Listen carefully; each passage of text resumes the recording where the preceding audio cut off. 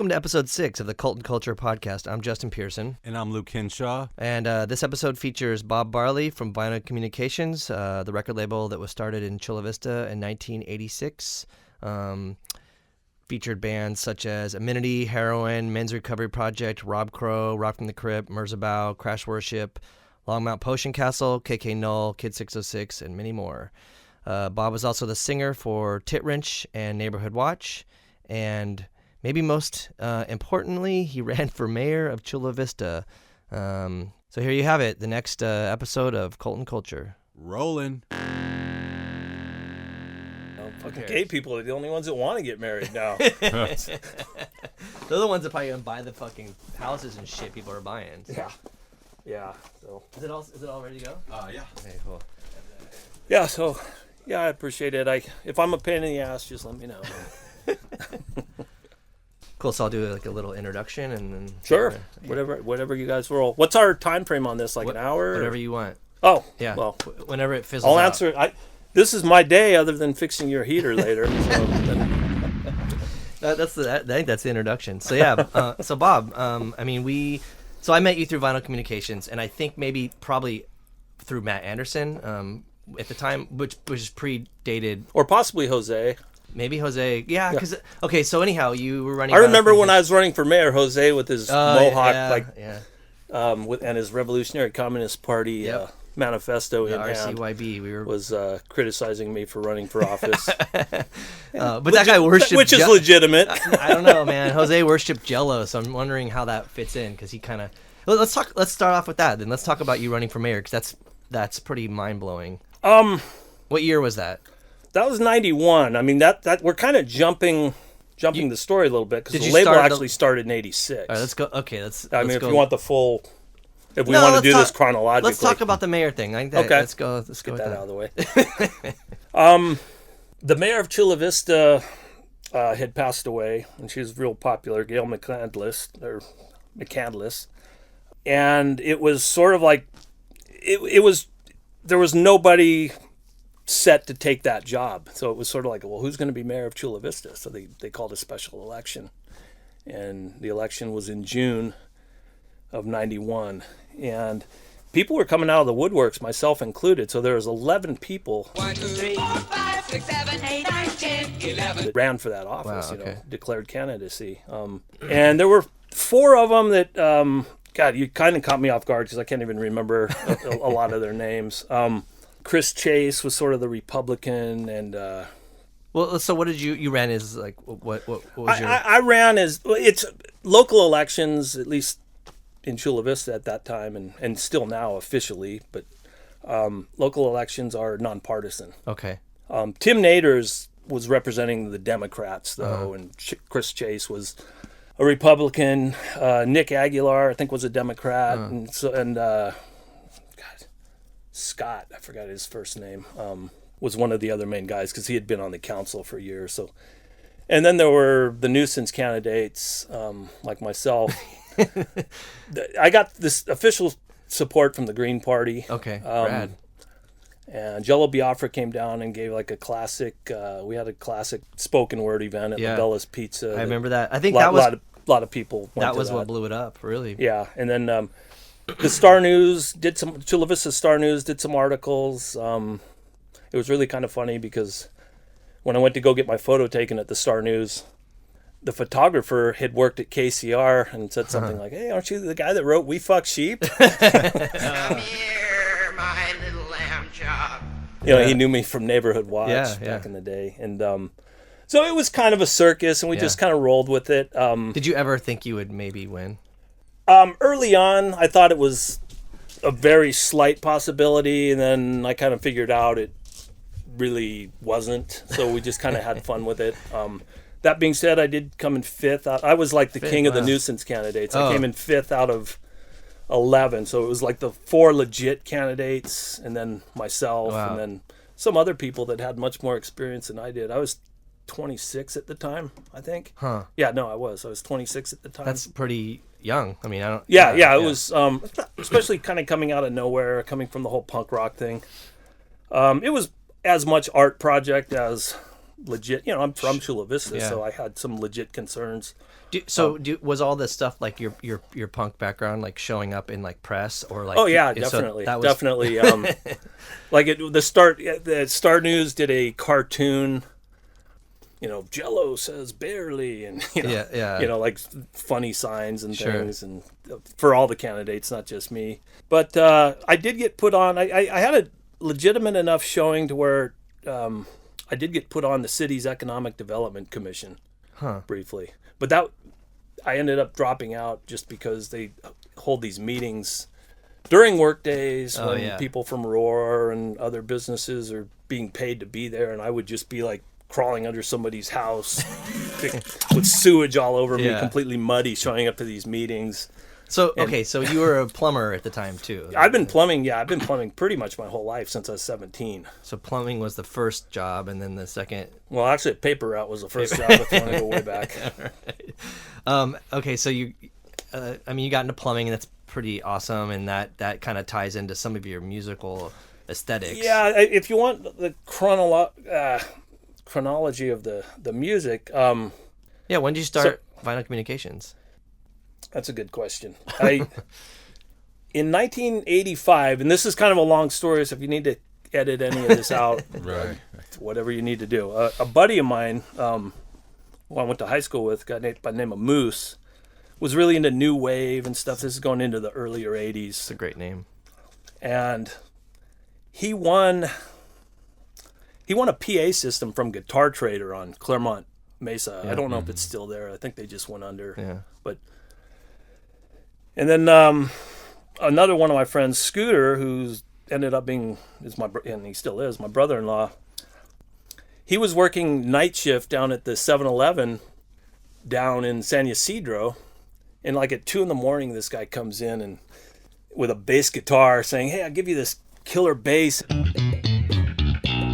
I can have these like Penthouse and Playboy magazines." It's a stolen bass, right? Obviously. I didn't say that. So he has this bass. Moose has this PA that he won. And so they started jamming, and they invited me over. And we made a couple songs. And then Scooter brought his friend Jim Lennertz from work. He was working downtown at this point at an auto parts place. And you know, we were sounding pretty good, you know. I didn't know, none of us really knew anything about music, but we were just jamming. I think I was about 20 at the time.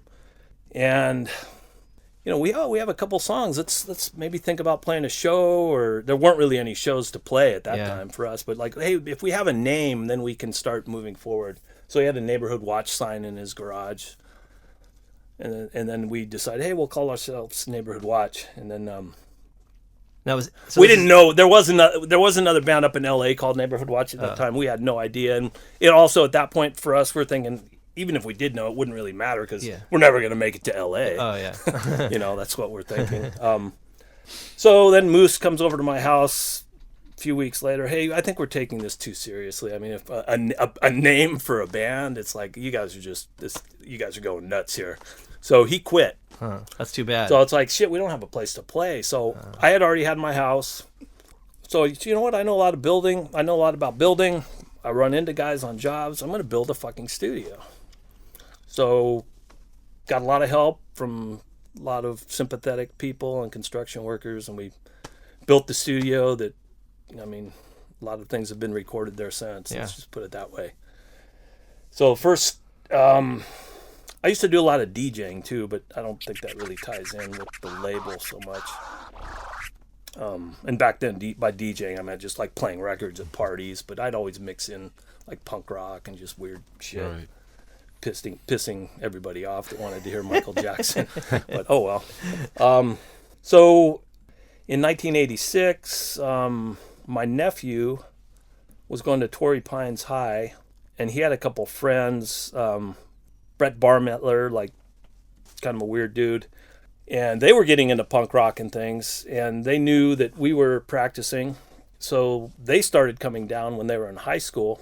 Brett Barmettler is Barney Love. I mean, that's kind of I'll be referring to him as Barney Love from now on. He was pretty important in the early foundations of the label, including designing the logo and designing different record covers and things. And he influenced a lot of other bands later, like Crash Worship. Jason Lane tells me, Barney would just push the envelope so much they always thought they had to try and stay one step ahead of him. Which is that's a big thing to say, coming from Crash Worship. Yeah. Well, Barney was like when the band Shelter was playing, the Krishna band. Barney would be throwing hot dogs. So he was. I remember it what was his name? Del Mar's garage or whatever, and like people would go and throw hot dogs at him. Yeah, well, Barney was doing that up in Del Mar at that point. But anyway, that's jumping forward a few years. But so I bought a 4-track in '86, and we played one show, this keg party right across the street from Hilltop High School, and we did pretty well. A lot of people liked us, even though there wasn't really any punk rockers there. But so you know what? Let's just record a record just for fun. I mean, no one's gonna buy it, but they're not that expensive. We can sell them at off the record, Blue Meanie, and the punk was kind of getting going a little more by that point. Didn't know anything about it, but it was just something I wanted to do, and we put out this first 7-inch. I know no one can see it. I just brought it. I brought some props to remind myself of this. Some of this is going back a few years. What is this? 31 years. So that's 86. This is 86. This came out in October. We got it just a few days before a show at my studio, and that's where I met all the guys from Amenity. We just put on a show, put out some flyers. There was a place called the Berlin Wall. Oh, yeah. In I used Chula to go by Vista Creepers on 3rd there Avenue. and stuff. Yeah. And we put out some flyers, and let's just see who shows up. It could have been nobody. It could have been 100 people, and it was a lot closer to 100 than nobody. Wow. And I said, hey, we just put out this 7-inch after the show. This band Tyburn Jig opened for us. Just a guy I had met. I used to run ads in the Reader just to have people come over and record. I had a little 4-track cassette, so it wasn't anything too legit, but it was just, hey, come record your demo or whatever. So after the show with Neighborhood Watch, hey, we just put out this 7-inch. If you guys want to buy one, that'd be help us out. And pretty decent sized line. A lot of people bought them, and that's where I met the Amenity guys. And Amenity pre-mic down. Way pre-mic down, pre-drum set, I think. I think Barry was playing. Was Barry in the band? Yeah, they were just kind of jamming on. I think Barry was probably playing a trash can. Wow, just crazy. They didn't have like a full set yet. They were just starting. Oh, interesting. And that's kind of like, I think the fact that there's another band from Chula Vista doing this. Maybe they started taking it a little more seriously. Sure. And then just through Maximum Rock and Roll, and you cannot stress how important Maximum Rock and Roll was at that time. I know it's still around, but at the time that was our lifeline. Sure. I mean, that was like what is equivalent to the internet now, because you couldn't find out anything without Maximum Rock and Roll. Good analogy. Yeah, definitely. So we put an ad in Maximum Rock and Roll and started getting mail, and the rest is history. I saw an interview with the band Apple, because I've always had a political bent. I don't know, we won't go into the whole deep history, but kind of a leftist perspective, working class leftist. Although nowadays working class, they kind of flip that on people, it seems. But even like elaborate on that. You had told me that your father was like openly communist. I don't think he was a prisoner of war in World War II, and he was in a Nazi prison camp for 9 months and was surrounded by all Russians. So he had he had a different perspective than what I was seeing on the news. Oh, sure. And then you said at one point he was like even considered himself an anarchist, which is... I think towards the end of his life, he was getting kind of just realizing that all governments aren't working, whether they're Soviet or American. I mean, that's interesting. That's interesting coming from your parent, like for sure. Yeah, he was pretty open-minded, but pretty... dude was in a Nazi prison camp for 9 months. You didn't want to piss him off.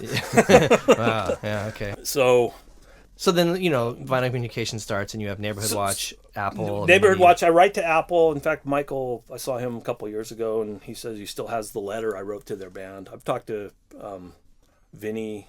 It's been years, and his sister. Anyway, so I wrote to them and said, hey, we got this record label going. We've got one release, and we'd love you guys to do a record with us, and we'll get it out there the best we can. And I mean, it's pretty iconic looking too, like with Reagan on it. It totally reminds me of like Reagan Youth or Dead Kennedys or something of that. That time. Yeah. I mean, it was, I think it was pretty, almost like Crass Records, like. Sure. Yeah. Pretty definitive of the times, I guess, for an anarchist band.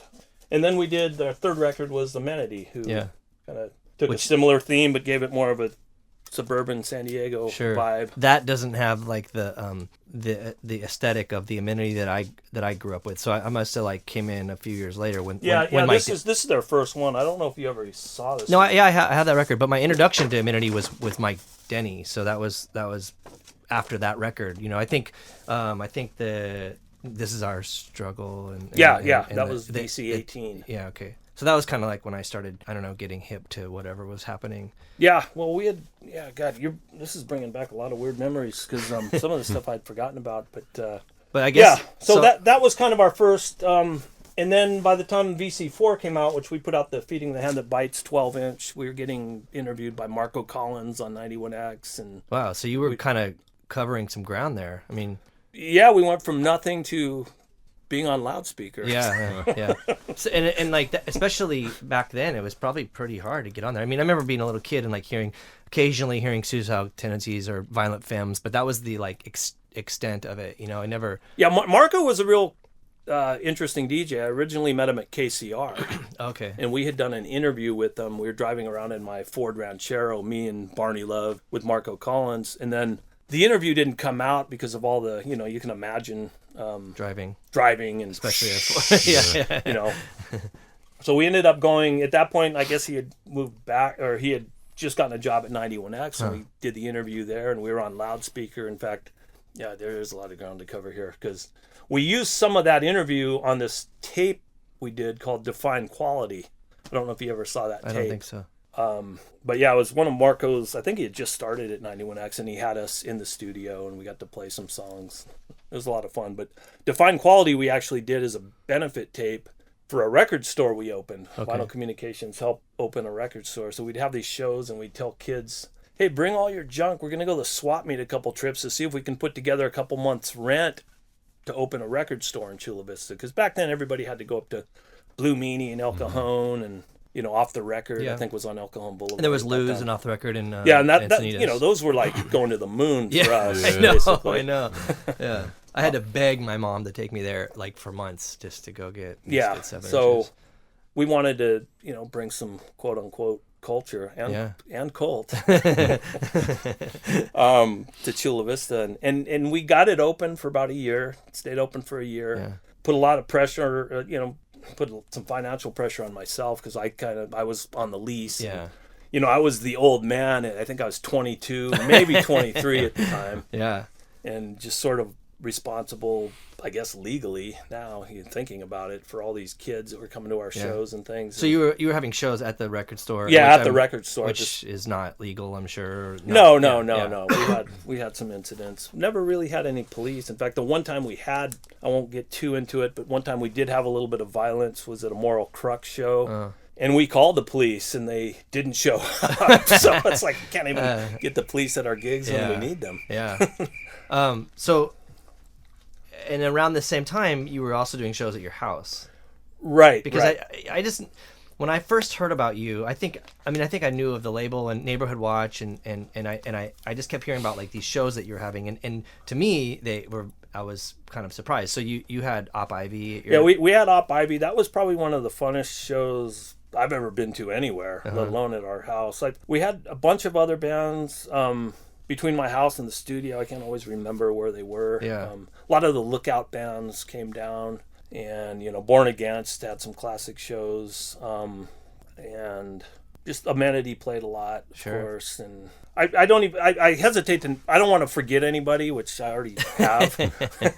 So I know Kamala and the Carnivores came down, but part of her band didn't come, so they couldn't play, and she was really bummed out. Brain Rust played, which was VC7, which was an early... They used to be Sleeping Dogs on the Crass label. Wow. And we put out their record. So we were all over the map in terms of sound.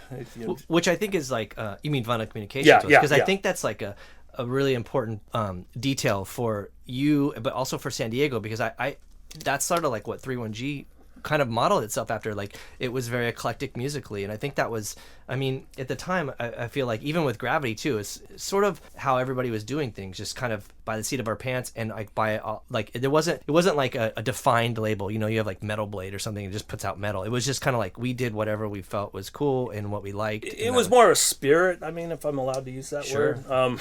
It was. It's hard to explain. It can't be defined, I guess. Yeah. So I remember when I was, I had to have been 15 because I was just starting to play and struggle, and maybe I thought it was Matt Anderson, but maybe it was Jose Palafox. But we would go to your house to fold records, and it was funny because at the time I was very naive, and I was like, okay, we're gonna go to the house and fold these records, and hopefully you were gonna put out a struggle record, and it never happened. I wish I would have. There's a couple. I actually regret not putting that out. There's a lot of different reasons, financial and Sure. just timing. Now, I totally understand now. But, yeah. But at the time, we just thought like, why isn't he? One of the other ones that I really wish two other records I really wish we would have put out. One was that ARA comp, if you remember that. We were going to do which never came out. No. Yeah. It was going to be a triple 7-inch. Yeah. But it just, oh man, dealing with 15, 18, I forgot how many different bands. Yeah. Just the timing of it, Yep. it just sort of, oh, these guys are holding it up now. Now these guys are holding it Yeah, up. Oh, shit, yeah. now we're holding it up. Now Sure. they want a new song on there. Yeah. And it just got to the point where, shit, this is 2 years, 3 years. It just got backburnered, and it's, I guess, theoretically, it could come out now, but I mean, I wouldn't so even the know. ARA is anti-racist action. Yes, It was yes. very relevant at that time. Yeah, especially in we San were Diego. going to do a comp for them, and it just, we dropped the ball on it. Yeah. I mean, at the end of the day, I'll take responsibility. Huh. It'd be interesting to see that come out now, because I feel like it's still very relevant. Yeah, a lot of the music, I mean, I think most of the bands wouldn't want their song. A lot Sure. of bands mature. It's like, oh, shoot, we don't even want to be associated with that song now. Yeah. So I wouldn't release it. But and another one that, this is jumping forward close, 5-10 years. But when we sort of segued from punk, getting more into electronic music, but still with a punk edge, like Kid 606, Yeah. Tit Wrench, stuff like that. Merzbow, we did a couple Merzbow records. We were planning on doing a record called That Was Punk, This Is Now, and that one never came out. Huh. A compilation? Yeah. Oh, okay. Yeah, compilation. I think I remember you talking about that at some point too. Yeah. So it's kind of, you get all these ideas, and a lot of them come to fruition, and just some get shelved for every reason in the book, really. So where did the cross from Neighborhood Watch to Tit Wrench happen? That happened. Now, Neighborhood Watch, we had some nice shows up at Gilman Street. When Op Ivy played at our house, to thank us later, because that was the second show on their U.S. tour. They invited us to play with them up at Gilman Street, and that was a phenomenal show. It was packed house. Sure. And especially the I remember that around that time, like Gilman Street was like the sort of mecca of Oh yeah, everything. definitely, absolutely, and especially on the West Coast, if not the world, really.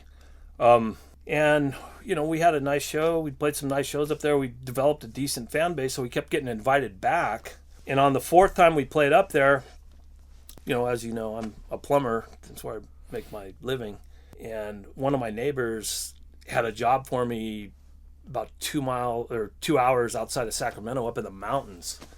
So he kind of talked me into going up there and plumbing this cabin for him. It was like a bed and breakfast. It's going to be four bathrooms, kitchen, whatever. It doesn't matter. So me and my brother drove up, and he picked me up at that show, and then we drove to our job 2 hours away, up in the mountains, Sheep Ranch or Mountain Ranch. I can't remember the exact location. And then I guess on the way back, the band kind of split up. It was unfortunate, but we had Zach from Pinback was our bass player, and for Neighborhood Watch. yeah, Okay, I didn't know and that. Tom from 3 Mile Pilot, he Yeah. was our keyboard player, and yeah, Neighborhood Watch is we could talk about the whole show on that, but I'll try to summarize. So when I got back from doing that job up out in the mountains, and we've all felt this. It's like, it's just too hard dealing with so many people in Sure. a band. So sampling was coming in. sampling was getting much more affordable, even though I think my first sampler cost me $1,500, which was Same here. buying a house back Mine then. too, $1,600. So I just started sampling whatever. I mean, with contact mics, I'd sample flies, caught in a web, just shit like that. And then Tim Gonzalez came over, and I had known Mike at that time too, so we just started sampling guitar riffs. Mike Denny? Yeah. And that's where that first Tit Wrench record, Go Back to Europe, came from. It took me probably 6 months to write one song back then, though. So that's the first Tit Wrench release. Well, the first song, People Like That Should Be Spayed, was on an Amity Records compilation. Okay. And they were eventually released by Mordam, but they did this 10-inch record called Beautiful Music for Beautiful People. Yeah. So And that they invited me on there because they were one of the bands that played the studio back in the day, Descent, and so that's kind of kicked me in the ass. Like, shoot, I got to do a song now. Oh yeah. So I started putting all the guitar riffs and really focusing on. So that record is basically you and half of Amenity. That's one way of putting it. Yeah. Yeah. It's except they don't like. None of the guitar parts they played were like, I would just take Chop it snippets up of what and, they did and like loop it and stuff. Yeah. speed it up, Sure. loop it. Play Yeah, it sounded backwards. fucked up when I heard it. I mean, that for me, like, I was just used to playing, and I was in struggle, and I was just used to like regular riffs, and I was like hearing this, being like, what the hell is that sound? You know, I was intrigued. But so let's talk about the title of that, because I think that's really important. I mean, I think that was the time when Roger Hedgecock was like doing the Light Up the Border. Yeah. Basically, and that's why I think it's. And hopefully I'm wrong, but it seems like so many people I talk to, they get in their little bubble of thought, and they don't hear other opinions, and they don't listen to people they disagree with. I would always listen to Roger Hedgecock and Me too. Rush Limbaugh. Let's just hear what these guys have to say, and Also know what your enemies are thinking, and yeah. It's just like, and part of it was funny, part of it pissed you off, part of it, you know what, he has a point there, whatever. Yeah. Give the devil his due. But they were doing this Light Up the Border thing, and I went to the first one, and I just couldn't believe it. It's like, come on. It's like, what is this, like Ku Klux Klan stuff almost? I mean, that's probably an extreme. I mean, it was pretty fucking like rogue and like just a bunch of shitty white people lighting up the border with their. People put their cars car and- lights, Yeah. car headlights at the border. Yeah. And it's, like a message to. I don't. The weird thing is, like, I could never figure out who the message was to, like the people of Mexico or to the government, like U.S. government. It's a bad look, whoever the message was for. So me and my friend Jay, who had a little magazine called The Amigo, just like as an art thing, I didn't think it was going to be dangerous, or it was just, we were just young punks fucking around, but we made some signs. Jay had a small truck. So I was in the bed, and I had these signs, and we drove in front of the lights, just go back to Europe, just to make people think, I mean, and we were the only ones there that sort of were protesting about it. And, we got the hell out of there pretty quickly. We didn't get harassed or anything. Mostly it was just confusion on their part. I think a lot of those people didn't sink in until they got home. Like, why are these guys what's go back to Europe mean? Sure. Yeah.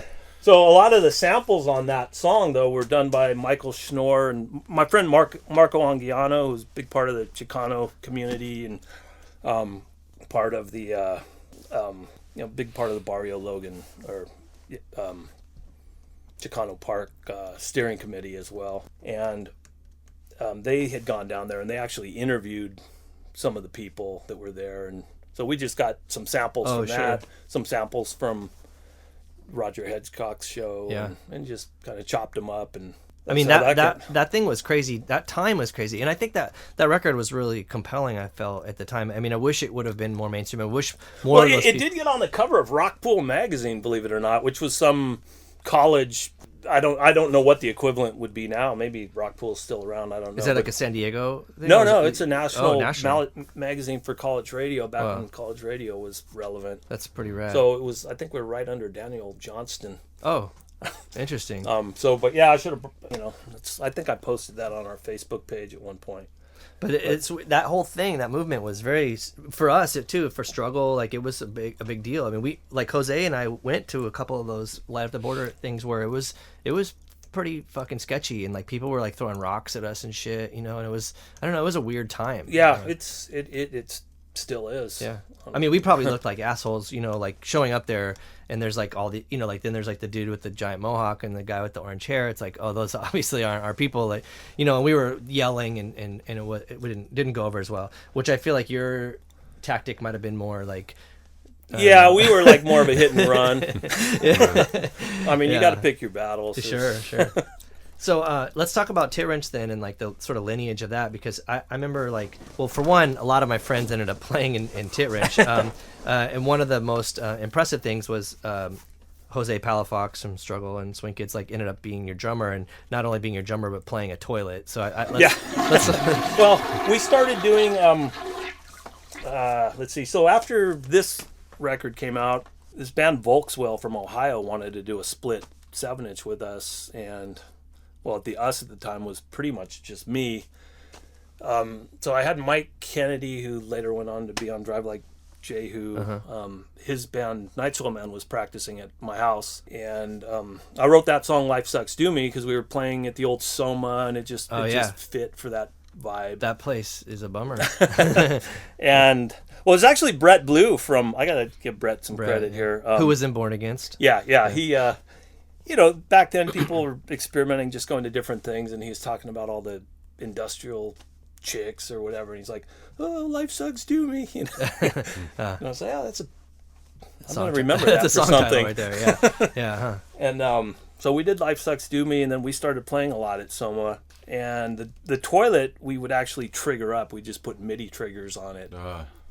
And so we'd have the toilet with a kick drum, so he'd be literally playing the toilet, and we could hook up different bass sounds. So did he sit on the toilet, or was he in a drum seat? He was in a drum seat playing the toilet. Okay. But we'd have different cymbals. We'd have the tit wrenches, which are these little brass or not brass, they're cast iron little logo. If you see our logo, you know what they are. Yeah. But they're basically to open up clogged sewer line, or open up sewer lines so you can clean out the clog. That's basically what we mean by that name. Unclogging the sewer of culture. But we trigger those up so we could make cymbal sounds or dead flies or rats or whatever when he hit those. So you could do all sorts of different stuff. But it was a lot harder to do back then. Sure, yeah. Especially because you go to a place like that and the sound engineer is like, what the fuck is this? And nowadays you just bring a laptop and you give me a left and a right. But having a toilet on stage was an impressive thing. I think it said a lot. It was different. It was theatrically. Because you got, at the end of the day, you got to be entertaining. Sure. No matter how relevant you're trying to be. Which, even though we addressed some serious topics, it was sort of like, hey, are they a joke band or are they a serious band? What's going on here? And it's like, we're serious, but it's also fun and funny. Yeah. We're not an army. But I mean, you also ended up playing. You also ended up playing "We Small Fuck A Sheep," artist, right? By the way, what's that? You ended up playing "We Fuck Sheep" too, I believe. I mean, I saw Tit Wrench play. Yeah, we would do, and then like when we went on tour, did this like Midwest tour because we were talking a lot with the band Dead Silence, and Rapid City, South Dakota had a pretty neat scene going back then. So we did this tour through like Colorado, New Mexico, went up to South Dakota, and because of the Dolly Parton cover, we were playing 9 to 5 as well. We're gonna have to talk about that to some extent. Yeah, but, sure. Okay, so that's who all was in the band. I mean, okay, so you had people from 3 Mile Pilot. You had Matt Anderson from Heroin. Yeah, there's always sort of a range of characters. Matt played shows with us in California, but when we went on that tour, it was me, Jose, P. Hicks, Gunner, who got to get into Gunner at some point. That's another story. Well, I'll get into that right. Well, okay, Gunner and Chris Squire. Okay.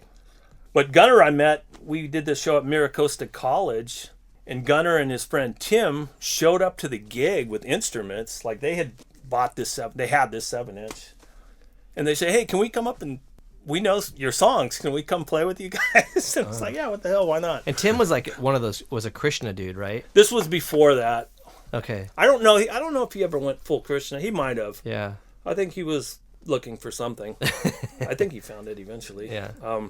They they played with us, and they kind of, shoot, you guys know our songs better than we do.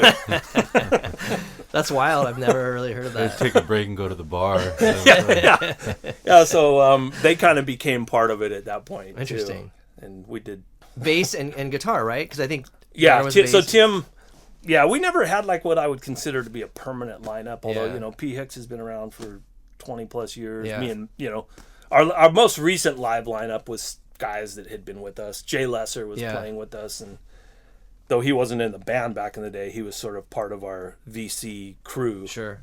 Yeah. And so Jay Lesser is like, I think I met Kid 606 like kind of through him too, right? They had they did something together. Yeah, Kid 606, I met him. He started coming down to the house to help fold records when we were getting more into electronic music. And he was a trip. I mean, we could do another show on him. Yeah. I mean, he did a Locust remix like when we put out our first LP and stuff. So he was doing remixes for everybody. Yeah, I know. And everyone was doing Rapture, remixes for him. I mean, he kind of did it the right way. You have to be aggressive and just get out there. Yeah. He annoyed the hell out of a lot of people. And then he linked up with Mike Patton's label, Ipecac. Yeah. That was after we put out a few of his releases. And at that point, I was kind of getting more into my family duties, as bringing up my kids, and it's like, if you need to move on and make more money, or make some money at least, that's cool. So let's want to jump back to the Dolly Parton thing and touch upon that. Go for it. What do you need to know? Okay, I remember it a little bit. What was it was the 10-inch LP, right? I wish that would have come out on vinyl. Oh, okay, CD, full length. It was a full length CD of just a compilation of all your 7 inches or something. Yeah, 7 inches. I think even some of the 12-inch stuff was on it. But it was basically our first CD, because people had told us, hey, you need to be releasing Tit Wrench on CD, but we were still kind of committed to vinyl. Yeah. So when we released that first CD, it was like, a lot of our stuff is double entendre. It's like almost everything. I don't know if people, I don't want to be too arrogant about it, but almost all my songs are about two different things. So like Full Employment can be taken a lot of ways. But one of the ways it's to be taken is that it's like, this is sort of like, our first couple years of activity, Full Employment, everything's on this. Yeah, although it wasn't everything, but it was a good chunk of it. But I don't know if anyone knows what that cover was, or they won't get a photo of it here, but we just used an image that Dolly Parton was on, and we got cease and desist letters from her attorneys. But you edited the photo because there was like dogs and shit, right? We edited it a little bit, yeah, it definitely. And honestly, back then we were just doing cut and paste, because I didn't, this was before Photoshop, or right when Photoshop and all that was coming in. And I didn't know how to do any of that. So I think somebody at the printer, or where we were getting our stuff printed through, was pretty sympathetic to that photo, because they made it look good. I just cut a dog's face out and glued it. They blended it. So it was a picture of Dolly Parton with the U.S. military. It was during the Gulf War, and the point wasn't against Dolly Parton or the military per se. Like I said, my dad was a POW. It was just sort of using this rah-rah, tits, beer, let's go kill people, and that's kind of, hey, I don't like that. I know what war does to people. I know what it did to my family. Sure. I had 6 uncles and aunts in World War II. It's like, one of my uncles was in the Battle of the Bulge. No, this isn't fun for anybody. Oh, that's interesting. That's why it's there. Mm-hmm. Not to mention the, all the debt and just the debt and money made on war. Sure. It goes back, people like Smedley Butler's book, I think that's the name, War is a Racket. I mean, if you can get a hold of that, I think it was written in the 20s or 30s. Same shit. Yeah, sure. And we're still experiencing it. It never, I mean, I've been studying the history of Rome quite a bit. Yeah. And, it goes back that far and probably a lot further. But, we need to progress as humans. Sure. So speaking of progression, you got a cease and desist, and then... and we ceased and desisted. Yeah. Basically, you got to pick your battles, and I wasn't ready to. Yeah, that's a big battle to pick. Yeah, it's a big battle to pick. So we just sent them the rest of the covers and washed our hands and feet, and never heard back from them. But I'm sure that image is online somewhere. Someone can Google it and find it, right? I hope not. Okay. All right. So there we go. I guess the other thing I really would like to talk about is like your involvement with Sam McPheeters, because I think that's a pretty, I mean, to me, he's one of the most influential people in punk, and I mean okay, growing up listening to Born Against and then later on Men's Recovery Project, so you had a pretty big involvement with the start of Men's Recovery Project and even with Born Against. I mean, how did you meet Sam? I met Sam when Born Against, I think their first trip to San Diego. I had heard through the grapevine he wanted to interview me because of my mayoral run. Oh yeah, because Doc Dart, Yep, okay. Doc Dart and Jello he had interviewed. So Doc is from the Crucifix. Yeah. Be good American or kill yourself. And who also ran for mayor in where was that? Wisconsin or something. Yeah, Madison, Wisconsin. Yeah, okay. And so I remember the interview was in Dear Jesus, and it was a piece on all three of you. Right. Okay. Yeah. So I met him there. I think Sam was kind of getting burnt out of some of the, Born Against was a pretty fucking serious band. I mean, it's almost like a religion, in terms of, it's hard to live that. Sure. Yeah. as humans. And I think he kind of got burnt out on, oh shit, he walked on the same street as somebody eating a hot dog, It's like, he's no vegan or shit like that. I think he just kind of flipped on it and just started getting more satirical and which I guess is interesting to think about him and his own musical career going from Born Against to Men's Recovery Project, because it was a pretty large shift. I know he had given the first two Tit Wrench records really positive reviews in his magazine, and then I know the first Men's Recovery Project record, and they were on like a slightly larger label, brilliant record. I think it was called Emergency Record, and I saw some reviews where, this sounds kind of like Tit Wrench, and then at that point, me and Sam. So were that like, blue CD. This was not the first Men's Recovery. I think this was the second. Okay. The first one was called Emergency Record, and it came out on... Oh, it was a 7-inch. And it was like a woman giving birth to something. No, that was on Matt's label. That was on Gravity. Okay, huh. The 7-inch was... I don't have a copy of it, but... Whatever. Anyway, so... So you had known him from being interviewed and from Born Against recording at your studio? No, I think this was the first thing that he recorded at our studio, was this I'm Holding a Men's Recovery Project, Frank Talk About Humans CD. Well, which is a brilliant CD, but the Born Against UOA split, wasn't that recorded at your Yeah, but I think that was, well, shoot, you know what? Maybe you're right. Maybe that one was recorded first. Like a lot of the, because I think Born Against had like split up before Men's Recovery Project started. Maybe they started at the same time, but regardless, you have a pretty interesting history with him, because he also... Oh yeah, we're really good friends. I just saw him, it's probably been a year ago by now.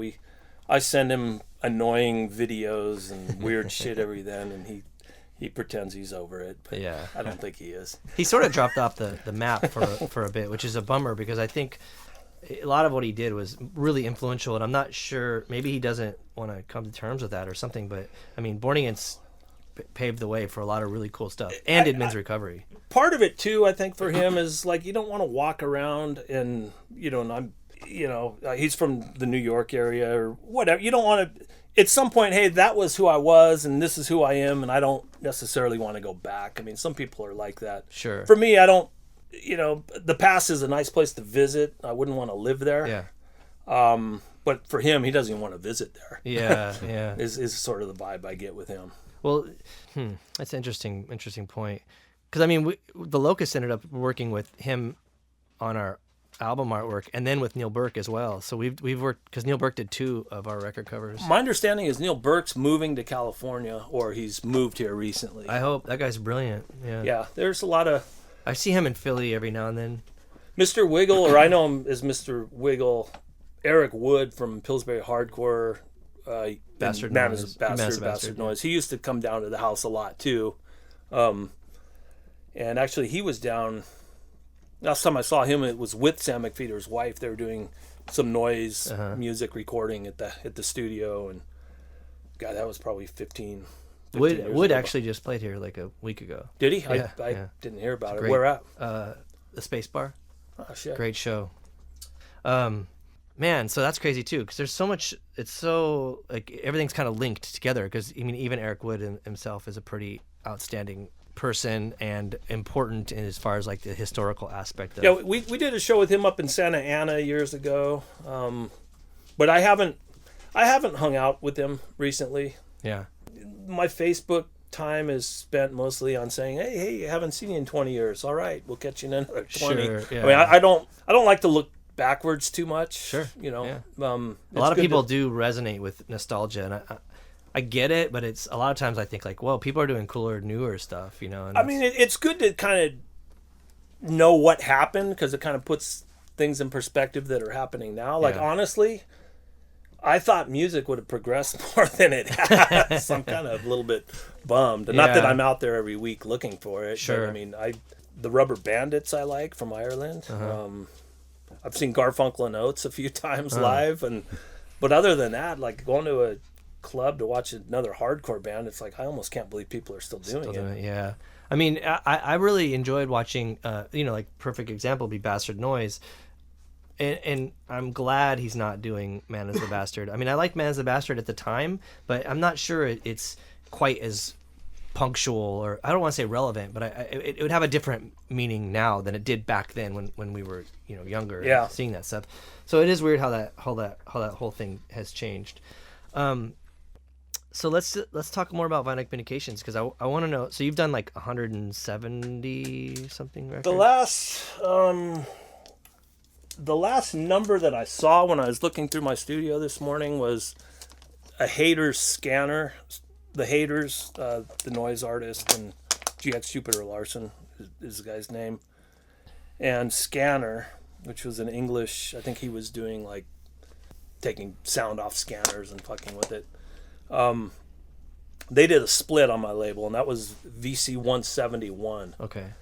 I think we had a VC 172, and yeah, we put out and then we did a couple comps, we did that Defined Quality comp tape and a couple other like unnumbered releases. So we're right around between 170 and 175. That's crazy. Like I don't think there was a number 100 though, so it's I don't know the exact number. Sure. But it was crazy. We I remember one month we put out 7 inches. Wow. And a lot of that we gotta, I guess thank is the word. Mordam Records really helped our label out a lot. That just, when you can release records and, oh shit, we're going to get paid for this too. Yeah. We're not just flushing $2,000 down the toilet. Yeah.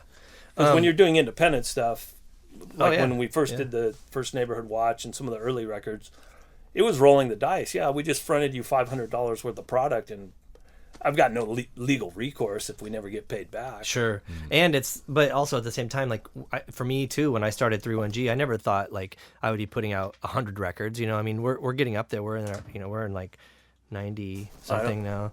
So I mean, it is weird to think about that. And I mean, I think even when I first met you and we were folding, I wonder. I wish I knew. It was like maybe someone from Night Soil Man's record. It wasn't Night Soil Man. Rosebud probably. But it was like a 7-inch or something. I remember. Oh, Leather Muffin.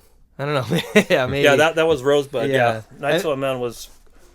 I just remember folding records and thinking like, God, there's like, I don't even know what number that is. Like what, at least 10 or something. It's like, wow, there's like a handful of records. And then sooner after that was like there was like Gravity, and they were putting out stuff too, which is crazy because now and after so much time has passed, I look back and I think about like how you did release the first heroin 7-inch, and then even like thinking about like stuff like the Longmount Potion Castle stuff. Oh yeah. That was a good story. That gets back into the Barney Love, because can I tell that? Yeah, one? sure. So we put out the Barney Love tapes, which was him just making a couple crank calls, and they're kind of vanilla by today's standards. And we beeped out the numbers and names so nobody could take it like it was them or whatever. But that tape was sitting up in my attic for about a year or two, and it's like, oh, okay, why don't we release it? Just see what happens, because Michael Board had released the John Truby tape. No, this was the Barney Love tape. Okay. VC 16. So I get this weird letter from this guy in Colorado saying, "Oh, this sucks. My stuff's way better than this." I wish I'll find the original letter at some point. It's like, okay, yeah, the first time you hear Longmont, for anyone that knows what it is, it's like the first time you're not on. Longmont's one of those things. The more you hear it, the funnier it is. The first time I heard it, it's like, okay, this ain't bad. Second time, okay, good. Oh yeah, it is pretty funny. Yeah. And then you hear it 100 times, and it's like, okay, well, I've heard that enough. Now it goes in the attic. And then like a year later, I find it again, start playing it for some friends. It's like, you know what? Why don't we release this? Oh, okay. So we released that, and then the Avalanche started. I don't know if you've heard of Radio Jihad, Brother Russell. I don't know. That was a good album. This kind of ties in with Barney Love again because I had stopped by the P.O. box. I was going up to his house. He lived actually right around where we are right now at the time, Normal Heights. And I had the Radio Jihad tape, and me and Barney were just listening to it like right out of the mailbag. And first take, it's like, okay, we're putting this out. Oh yeah. So yeah, Brother Russell, we made full color posters for him. I wish we could have done more for him, but yeah, check him out. I think he has some stuff up on YouTube. But the Longmont stuff blew The Longmont up because stuff you end blew up up. putting out like a few. We did the first Longmont, and then we did Longmont 2. I put together the first Longmont with, so those are the bits that I like the best of the tapes we had. And then Rob Crow, who's been really helpful with the label going way back. I met him, I think he was in high school the first time he came down to do an interview for some little high school magazine or something. He put together the second one, and then we did a VHS tape, which was really new for me. I had never been involved in that type So of what thing. was on the VHS tape? The Longmont guy made a little movie. I think it's on YouTube now too. You can find that for free. I mean, like he would have a spy camera, right, or something? Is that what that was? he did all sorts of weird shit. He dressed up as like a big rabbit or something, and So I wonder if like things like I don't know, like Jackass or all those weird like prank kind of things like took cues from that, because I mean it predated a lot of that it's stuff. possible. Yeah, the Longmont guy's been doing it since the 80s. I did hear, I think it was a Coke or Pepsi commercial where it's like, and this about 10 years ago, okay, these guys are getting this from Longmont. I don't remember precisely what it was, but it was obvious that the guys who wrote this commercial Heard it, yeah. that had heard Longmont. It was very obvious. It's all over Adult Swim, and like there's like these weird late night pieces that are actually the crank calls put to like this weird like. Oh shit! I didn't know that. I try not to watch TV. Well, and then Adult Swim's like. I think I've seen it, Yeah, but I haven't seen any Longmont top tier on it. television. Anyhow, it's they're doing a movie about it now, and the director said he was going to interview you, and he wants to talk to Rob and Travis Ryan, who also. Yeah, I haven't talked to anybody about that. Well, I guess they're making a real movie. They got like some big people backing it, I think. So we'll see. Well, if I can find the original letter and they want it in the movie, they can have it. Yeah, huh. It's crazy they haven't been in touch with you about it. I thought. Well, maybe- I'm not that easy to get in touch with these days. Yeah. I feel like I gave them your email or your phone number. Oh, well, So I don't know. Who knows? Because you were like the first source of that thing being exposed. yeah, that is true. Yeah, which is, I don't know. Seems like a pretty big deal to me. That Yeah, shit is no. hilarious. I mean, we got it. I remember talking to Ken Sanderson up at Mordam Records when they were trying to break into the Australian market, and one of the things this is from a Mordam meeting. He was saying, yeah, a lot of these stores, they're a little standoffish. We'd send them some sample packets, and they'd say, well, send us a couple Longmonts, but we're not really interested in any of the music. Wow, that's interesting. That was pretty funny. But yeah, Longmont, I guess you never know what's gonna hit. I mean, that's still like a staple, like on tour. You're like, oh, we have an 8-hour drive. Let's throw on some Longmont. And, absolutely. Yeah. Especially if you have a newer person in your band that's not familiar with it. I mean, it's so rad to expose people to that. It's The one thing that I say about Longmont is it is one of the few things really. Maybe classical music, but the more you hear it, the better it is. The same, and I'm not talking new Longmont. I'm just talking about the same one. Yeah. So you've equated Longmont with classical music. That's great. That might be the best thing you've said so far. God. So wait. So who else? So Rob Crow, huh? He's been what? Rob Crow. He's been playing with Tit Wrench the last few times we've played, which hasn't really been in a couple years now. Yeah. God, I can't believe how fast time it goes. Yeah. I feel like Retox played a show and Rob was playing. And, yeah. He was playing with us. He's Okay. played in all our like recent shows. He's we released a couple. Did the Rob Crow Lesser split CD. I think that was VC 72. That's a good one. Most of the stuff isn't available anymore. I mean, we're not distributed by anyone, and I kind of let the label just disappear on a certain level, which I may pick back up. I don't know. Yeah. My son is doing his own brand, and he's starting to get into music. He has a brand called kind of similar along the lines, but it's Unidentified Corporation, and he's doing shirts, he's done skateboards, he's done a lot of political art, and now he's getting into music. So, you know, he might take over some of the old VC stuff, or he probably just do his own stuff, really. Sure. But it seems like there's but it's like I don't want to go back into working into a record office and dealing with a lot of bands and arguing over how many color inks their tour posters going to be. I mean, it's kind of changed. I feel like you could even have it up digitally for archival purposes, you know. For Yeah, people. we've done some of that. Yeah. We're doing that through CD Babies, doing some of that. So that's where people can check out most of your catalog, or A lot of it's on Spotify. okay. A lot of it's on YouTube. If you know what isn't on YouTube these days. Sure. And where else would it be? CD Baby. They're more of the distributor. Amazon has a lot of the Tit Wrench stuff. Okay. Neighborhood Watch, is that on? Neighborhood Watch we haven't released digitally. We plan to. Might be time. Probably. Yeah. So let's see, what else then? I mean, I hear like, I mean, I swear, I thought Green Day played at your house, which I thought was crazy. Well, there was a lot of those types of bands. Some of them I can't even remember the fucking number. And I do remember there was this band, and everyone was like, it's Zach from Inside Out's new rap band, which I guess would have been Rage Against the Machine. But you said I don't remember Rage playing. I know Soulside played. But there was a lot of stuff going on where I was just, you know, turning on the lights basically, and making sure the PA worked. I was like working. Sure, yeah, so of course.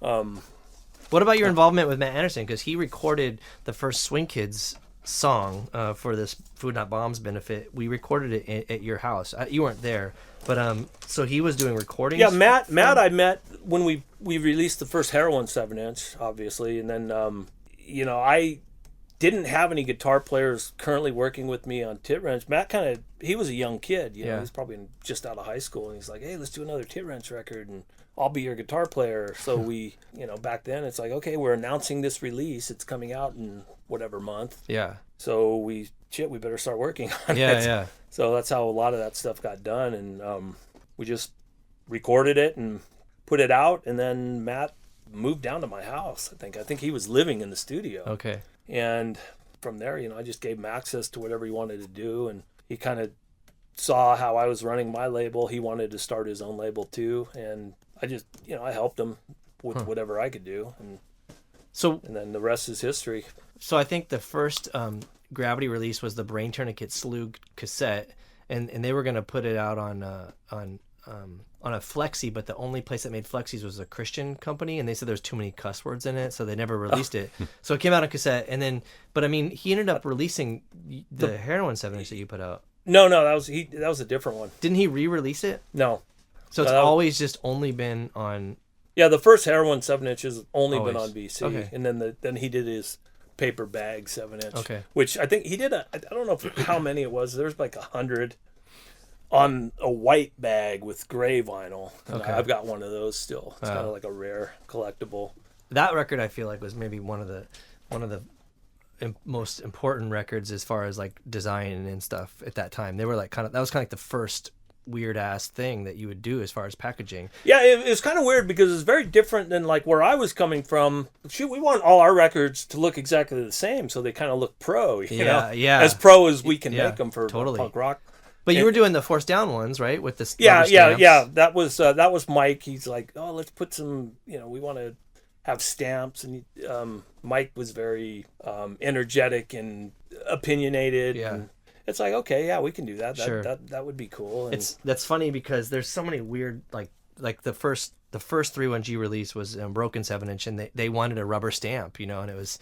I mean, and it looks cool, and I was psyched on it, but I was like, it's like the Force Down record, guys. But you know, that was like what they wanted. Yeah, it was kind of the thing at the time. And I've always been pretty flexible with artists and just anything. I mean, I'll put my foot down if I see if there's a legitimate reason to not do something.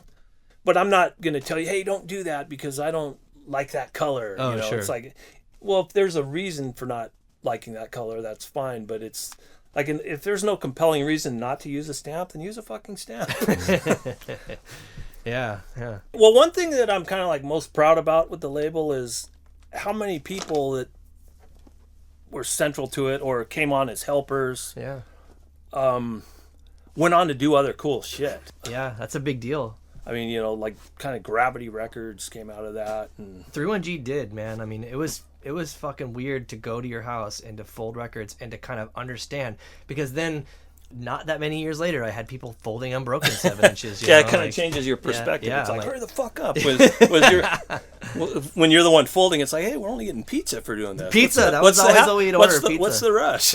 Yeah. No, and then there's a lot like Von from Custom Printing, huge help. Totally. Which is where I got all my early stuff printed at. We'd print the 7-inch covers and fold them and glue them ourselves because we couldn't afford to make regular covers. Yeah, I mean, I had so many nights where I'd be at Von's till 4 a.m. and like driving home for 3 hours of sleep, and like as soon as UPS opened, they had to be up to Mordam or whatever, where we'd have these folding parties, whoever we could put together. It's like, yeah, beer and pizza, whatever. So what did Von print? Like most of the... A lot of the CD things, a lot of the more custom. I think he started with VC35, which was... he might have been before that. This one was VC35, the Tit Wrench Temporarily Committed for Life. And this was his old shop, because I forgot to mention my buddy Jasper, who was one of the original Tit Wrench members, although he wasn't... I don't know if he's ever on any recordings even. Yeah, I know Jasper. I met him before. Yeah, I just saw him. I did some plumbing up at his house up in L.A. about a year or so ago. He's doing really well. But Von is crazy because, well, for one, he does... But I met Von through Jasper, actually. Jasper used to work for him. And Jasper worked for Lynn at Soma. And Jasper's the one that turned me on to Von. Then me and Von became really good friends. I remember he knew Martin Sprouse at his high school. I think they went to Mira Mesa High. And I had bought a zine that Von put out. I forgot the name of it. He's going to be pissed. Sorry, Von. But I had it, and right up until maybe a week before I found out, just years later, he was telling me, this journalism class, we did this zine, and I knew Martin Sprouse, and it's like, oh, fuck, you did that? I just threw that away. Wow. Which is weird, because I don't throw anything away. Yeah. You've been to my house. Yeah. But so Von went and did Space Worm, and you released a Space Yeah, Worm. we did a couple Space Worm albums. He actually started, him and Kid 606 did Aerial together, the Aerial 12-inch. What about That was Travis. Was Von involved in that? I don't remember I know Von and Travis are good buddies. Yeah. The CD we put out was Travis from Cattle Decap. Yeah. And I forgot his partner's name. Sorry, it's been 20 years. Yeah. But Von's a pretty important figure because, I mean, he did all this stuff for Gravity and was doing stuff. Well, Matt was working for him. Yeah. Matt actually was working for me. Matt was plumbing for the longest time with me. We did this 9-unit apartment complex in Imperial Beach. Matt helped me on. This was the early 90s. Okay. In fact, it's kind of funny. Matt kind of regrets not sticking with plumbing because now he's an accountant. For anyone out there that's looking for something to do, it's like I recommend plumbing as a career because it'll never go away. Yeah, it can't be outsourced really. So music bad, plumbing good. I don't know if music's bad. I don't have any. Well, regrets. career-wise. Well, I would never tell anyone how to make a living, but just for me personally, I couldn't make a living doing music. Yeah. I don't think. I just wasn't comfortable enough with all the, like, I'm not even comfortable now, and you guys are completely great hosts, and this is lovely, and but it's weird talking about yourself, and that's all promoting your own music is. Yeah. It's like, I felt like this, and I was so sad that song, and this one's really important. Those other 3 songs weren't. This one really mattered. Shit like that. It's like, that's the song. That's what it's about. If you want to get into details, I can answer every question of why that lyric's in there, but I'm not going to, you ask me, you listen to it, tell me what it means to you. Sure. It doesn't matter what I think it means because, I wrote it. Once it's out of my hands, you guys tell me what it means. Well, it's art, subjective, and you can... Yeah. I mean, a lot of people over the years have completely misrepresented what I meant by this stuff, but they still like it, so I'm not going to tell them not to. Talking about being misrepresented, I think your hands down best Tit Wrench cover is the cop pulling over the two kids. Okay, you homos, out of the car. Well, I hate to let this one out of the bag where that came from. I think I know, but go ahead, let it out. Sam McFeeters Yeah. found that drawing in the free box at Epicenter Records up In Berkeley? in Or San Francisco? San Francisco, yeah. And we went with it. It is the best artwork ever. Yeah, I mean, you can actually, my son did a t-shirt changing the caption, during when all the media buzz with all the police shootings. He made a shirt with that cover that said "Kill yourself, I'm busy today." I mean, you can Yeah. you can kill yourself, I'm busy today. Sorry. But yeah, you could use any caption with it. It's a great image. Yeah. But yeah, I wish we should have made coffee mugs. I guess it's not too late. Yeah. There's still time. Yeah, because that's where all the money is these days. Coffee It's not in the mugs. music. Well, not coffee mugs, but T-shirts. David Hayes had from Lookout Records had the best story, which I've found to be true. Is you're on tour, you're trying to hustle your records. You want people to hear your music. And for those that don't know, David would tour with all the Lookout bands and be their merch guy.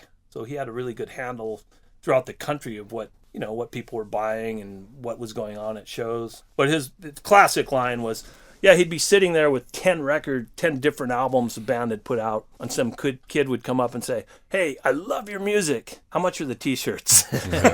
Yeah. So I think a lot of bands do that now, especially with all the free downloads or just stolen Pirated. download. Yeah. I think a lot of bands, especially when you're on tour, you're kind of relying on selling merch, and the more the merrier. Well, interestingly enough, it's going back to vinyl, I think. So that is something that people do end up buying. Not that it's profitable as like a T-shirt, but yeah, I mean I've definitely toyed. I mean, we're all set to go with vinyl. We can talk about this off air too, because we've had this ongoing talk about putting out an album on vinyl with you, and I'd like to do that. It's just this probably isn't the time to get into the details.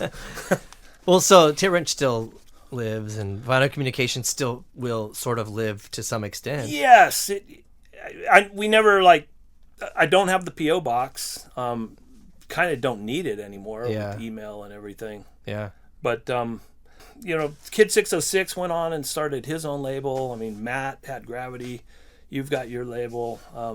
I still have a lot of connections. Yeah. I wonder if there's some sort of correlation between you and Vermiform. I don't know. I think that label might have started after Vinyl Communications. Yeah, it did. It started after, and I think Vermiform is absolutely dead. I don't even think he would, as much as we haven't done anything in a while, at least I kind of hold out the possibility that we might re-release stuff.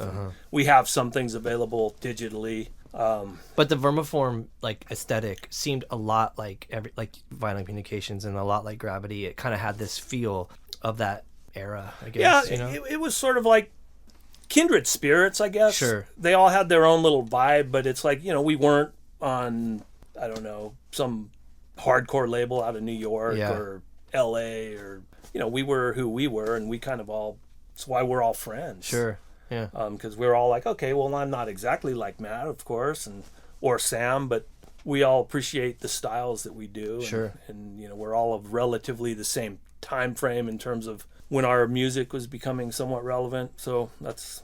I mean, to me, growing up younger, it was always really intriguing to see you work with Matt and you work with Sam and you work with, even later on, with Kid 606. I was like, damn, it's crazy to see all of my friends from different, not different worlds, but genres or whatever come together and collaborate. And I think it really said something for the way that San Diego is. And well, yeah, speaking of that just reminded me of something. Since we're on Adams Avenue, my friend Marco Anguiano, who passed away about 12 years ago, he used to work for the Adams Avenue Business Association. So him and Scott Kessler, I think, was the head. I think Scott might even be back there. I bump into him every now and then, but they got us to help them every now and then. They would give us a free booth some years, but then one year they asked me to help do the stage, do the sound, like set up the mics for one of the acoustic stages. And there was this band that played Julian Briano y sus Hermanos. I don't know if you're familiar with that record. Oh, yeah. It was a norteña band Yeah. from National City, and they were really good, and they were really cool dudes. So I said, hey, why don't you guys come down to the house and record just for fun? We'll see what happens with it. And did 2 songs with them that came out pretty good. So we approached Rocket from the Crypt right when they were, pretty huge, popular. Yeah. And John liked it, and so we did that split. So I like doing crazy, fun stuff like that. It's like, so these Rocket fans with their, Rocket tattoos and their gas station attendant jackets get to hear Julian Briano y sus Hermanos. Yeah, and probably will hopefully be exposed to Vinyl Communications as well. Yeah. We always had like a little fun. I don't know what the word is. We just try to make people think a little differently, because that's one of my personal. I like people to.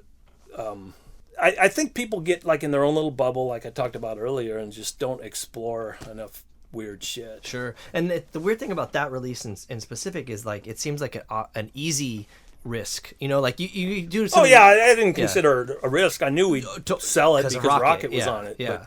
But if it wasn't Rocket, it was like a band of that nature, but maybe not that stature, something that wouldn't necessarily sell, you'd be screwed. But that being said, the Julian music's fucking great, awesome, too. I mean, we got... But how easy would it be to sell their, 7-inch? We would have sold 20. 50 of them.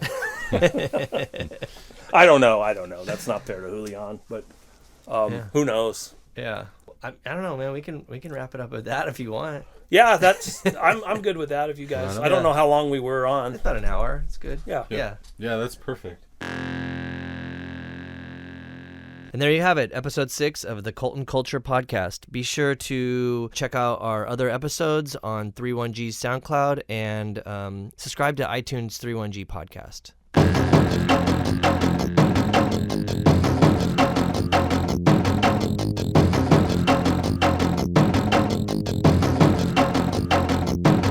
Cult and Culture is a Ruinous Media podcast, proudly sponsored by Earthquaker Devices, Heartwork Coffee, Fender, and Diodario. Planet B.